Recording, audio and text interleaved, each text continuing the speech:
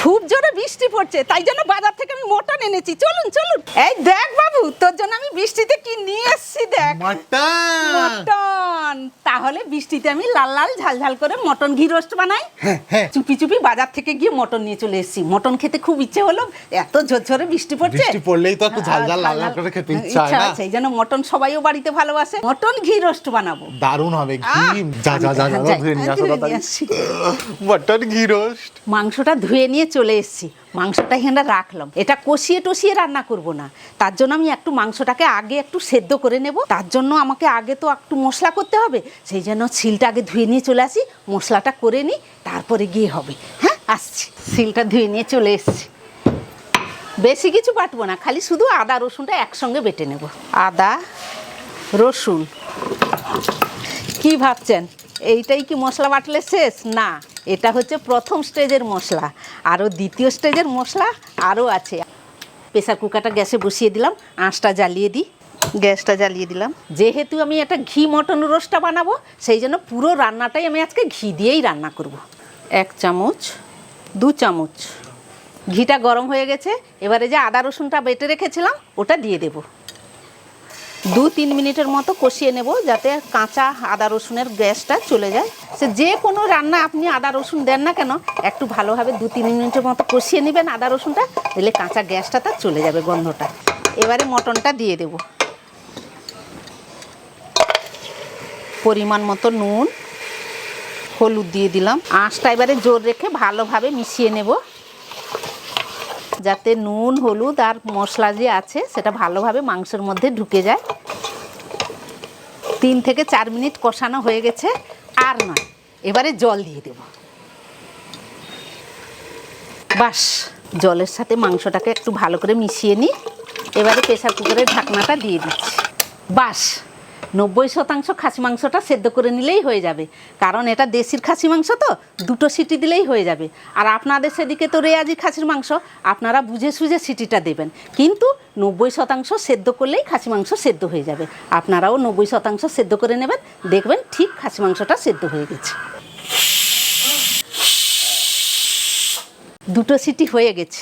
এবারে প্রেসার কুকারটা নামিয়ে এখানে রাখি, গ্যাসটা বন্ধ করলাম।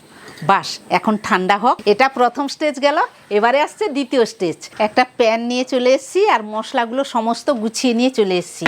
এই মশলাগুলো আমি সব ভেজে নেব। কি কি মশলাগুলো ভাজছি আপনারা চলে আসুন, এখানটা দেখবেন। আঁচটা জ্বালিয়ে দিলাম। প্রথমে শুকনো লঙ্কা, ওটা আগে দিয়ে দিচ্ছি। ওটাকে আগে একটু 2-3 মিনিট ভেজে নেব। লঙ্কাটা একটু ভাজা হলে আর সব মশলাগুলো একের পর এক দিয়ে দেব। যতগুলো মশলা নিয়েছি শুকনো লঙ্কাটাই একটু ভাজতে সময় যায়, সেই জন্য প্রথমে আমি শুকনো লঙ্কাটা দিয়ে দিয়েছি। একটু ভাজা ভাজা হয়ে আসলে বাকি মশলাগুলো সব দেব। এবারে গোটা ধনে দিয়ে দেব, এবারে জিরে দিয়ে দেব, তারপরে গোলমরিচ দিয়ে দেব, তারপরে গোটা মৌরি দিয়ে দেব, তারপরে যে দেখছেন একটা স্টার ফুল, ওটা দিয়ে দিচ্ছি। দারচিনি দিয়ে দিলাম, শেষে লবঙ্গ দিয়ে দিলাম। তারপরে সবগুলোকে ভালোভাবে ভেজে নেব। মটন ঘি রোস্টের এই মশলাগুলো হচ্ছে আসল। এই মশলা না দিলে মটন ঘি রোস্ট হবেই না। আর আমি যেরকম মশলাগুলো দিয়েছি যেরকম পরিমাণে, আপনারাও দিয়ে সেই রকম মটন ঘি রোস্ট বানাবেন ঘরে, অসাধারণ খেতে লাগবে। মশলাগুলো সুন্দর ভাজা হয়ে গেছে, এই যে দেখুন কি সুন্দর ভাজা হয়ে গেছে। স্যান্টও একটা বেরাচ্ছে, সব রকমের মশলা পড়েছে না, দারুণ ভাজা হয়ে গেছে। এবারে গ্যাসটা বন্ধ করলাম। এবারে একটা মিক্সি জার নিলাম, মুখটা খুলে দিলাম। এই যে ভাজা মশলাটা মিক্সির ভেতরে দিয়ে দিচ্ছি। এর সাথে পেঁয়াজ কুচি দিয়ে দিলাম, কিছুটা আদা দিয়ে দিলাম, আর কিছুটা রসুন দিয়ে দিলাম, একটু অল্প করে জল দিয়ে দিলাম। এবার ঢাকা দিয়ে পেস্ট করে আনবো। বাটা হয়ে গেছে। এই যে দেখুন, মশলাটাকে আমি এই সাইডে রাখলাম। এবারে কি করব, একটা আমি পাত্র নিয়েছি, তার উপরে ছাঁকনিটা নিয়েছি। আমি সেটা নিয়েছি কেন, এই যে মাংসটা যে আমি প্রেসার কুকারে সেদ্ধটা করেছিলাম সেটা আমি ঢেলে নেব। মাংসটা উপরে থাকবে আর জলটা নিচে থাকবে, আর জলটা হচ্ছে স্টক, মাংসের স্টক, সেটা আমি ঢেলে নেব। নিচে পাত্রে থাকবে, উপরে মাংস থাকবে। ঢেলে নিচ্ছি।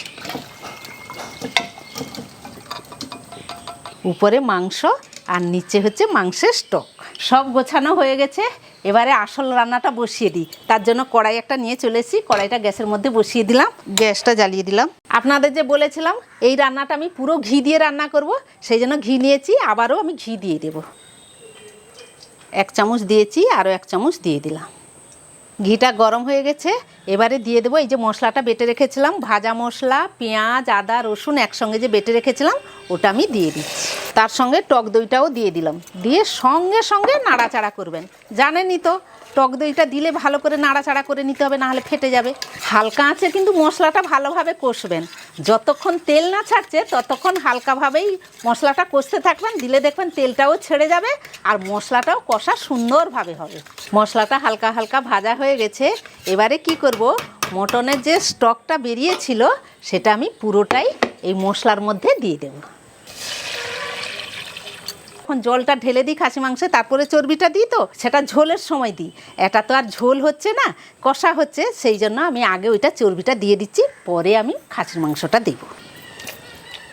এই স্টকটা হালকা হালকা করে কষতে থাকবো আর মারতে থাকবো, এইরকম করে কষিয়ে নেব। এবারে স্টকে খাসি মাংসের ফ্লেভারটা তো আছেই, এদিকে চর্বিটাও দিয়েছি, তারও ফ্লেভার আছে। ফ্লেভারে যা হবে না, রান্নাটা দারুণ হবে সত্যি। দেখুন তেলটাও হালকা হালকা ছেড়েও আসছে, এবারে এটা কষা একটু হয়ে গেছে, এবারে দিয়ে দেব ওই খাসির মাংসটা। এবারে সবগুলোকে একসাথে কষতে থাকবো। এতক্ষণ থাকতে যা স্যান্ড বেরাচ্ছে, মনে হচ্ছে এক্ষুনি খেয়ে নি, না আর একটু হবে, তো ধৈর্য ধরো। মাংসটা তো 90% আমি সেদ্ধ করে নিয়েছিলাম, আর এদিকে চর্বিটাও আমি মশলার সাথে 15 মিনিটের মতো আমি কষিয়ে নিয়েছি।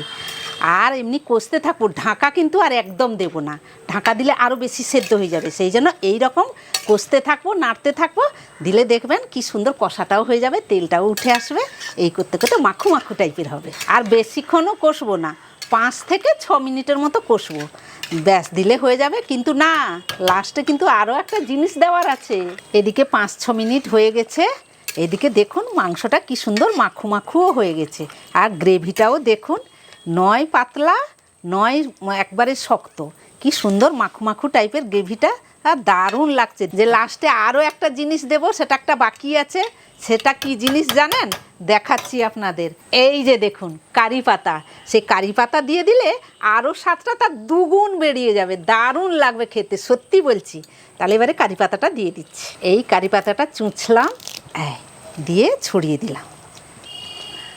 মাংসর সাথে 1 মিনিটের মতো একটু ভালো করে নাড়াচাড়া করে কষিয়ে নেব, ব্যাস রান্না তো হয়েই গেছে। তার একটা স্যান্টও বেরাচ্ছে যা না কারি পাতাটা দেওয়ার পরে। আমার 1 মিনিটের মতো কষানোও হয়ে গেছে, সুন্দর গন্ধটাও কিন্তু বেরিয়ে গেছে। যা, এবারে ঢাকাটা দিলাম, ঢাকাটা দিয়ে দিচ্ছি, গ্যাসটা বন্ধ করলাম। এবারে তো জানেন সমস্ত গুছিয়ে ভাতটা বাড়তে যাব, কিন্তু আপনারা এই যে রান্নাটা হয়েছে দেখলেন কীরকম কষা কষা মাখু মাখু রান্না, সেটা বেশিরভাগ লুচি, পরোটা, রুটি খেতে দিয়ে খুব ব্যাপক লাগে। কিন্তু আপনারা তো জানেন আমরা একটু ভাতটাই প্রিয়সী, একটু গরম ভাতে একটু মটন কষা, মটনের ঝোল, মুরগির কষা, এগুলো একটু খেতে খুব ভালোবাসি। যাই ভাতটা বেড়ে নিয়ে আসি, এগুলা গুছিয়ে ফেলি আগে। বাবুরে খাবি আয়, ভাত বেড়ে নিয়ে চলে এসেছি, সে আস্তে আস্তে মটনটাও বেড়ে ফেলি, দিলে সে চলে আসলে বাড়াও হয়ে যাবে।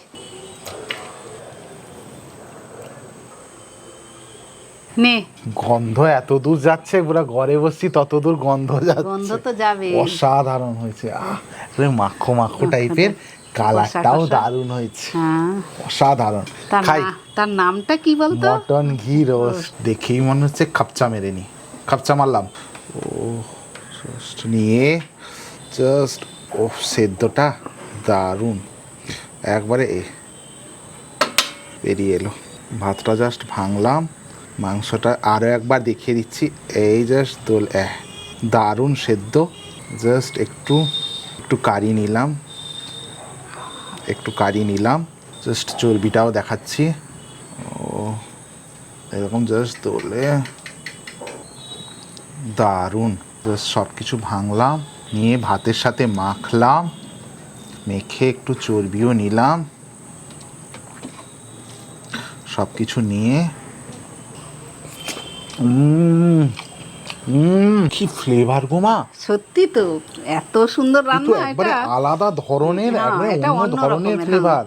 আমি বলেছিলাম না তোকে, গ্রেভি নিয়ে আরেকটু মাখাই, মারাত্মক তো এটা। সবকিছু একটা ভাজা মশলা তার স্বাদ, এদিকে কারি পাতা তার একটা স্বাদ, অপূর্ব। আর ঘি তো জানেন যে কোনো তরকারিতে ঘি, আর এ তো মটনে ঘি।